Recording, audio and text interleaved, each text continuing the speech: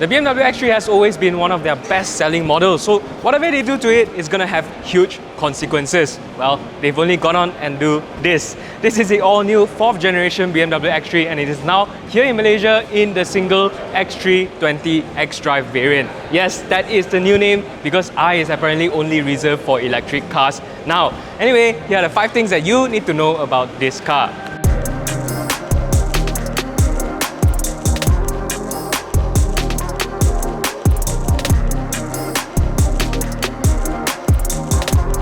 The BMW X3 here has obviously gone through a massive redesign and overall this car here is just a lot cleaner than before with a lot lesser lines and a lot lesser black plastics, especially around the wheel wells. Now up front here you get this new cleanie grille with the diagonal mesh inserts, and this, by the way, is actually mostly covered off. Around it you get the iconic glow surrounds that light up at night, so you don't have to worry about people not recognizing what car you're driving. Now bookending the grille is also these new headlights that are now a lot sleeker than before, and I also really like this twin L-shaped daytime running lights that really takes that signature iconic light element into a much more modern look. Now around the sides you get the flush door handles and the 19-inch M alloy wheels as standard, and all the way at the back the new taillights really does give the BMW X3 a much more modern appearance, almost like a fighter jet.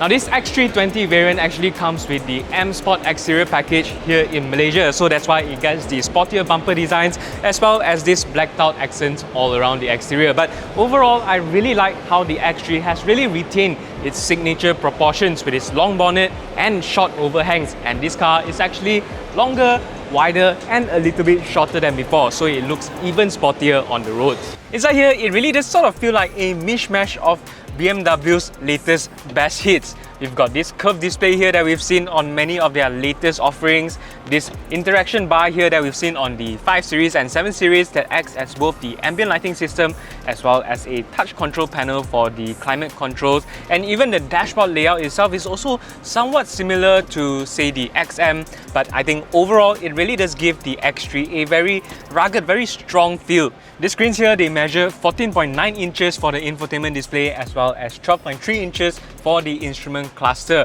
and they run on BMW's latest iDrive 9.0 operating system, which apparently gives you more direct access to all of the things that you use most frequently. As for your driving information, there is also one large head-up display right in front of the driver.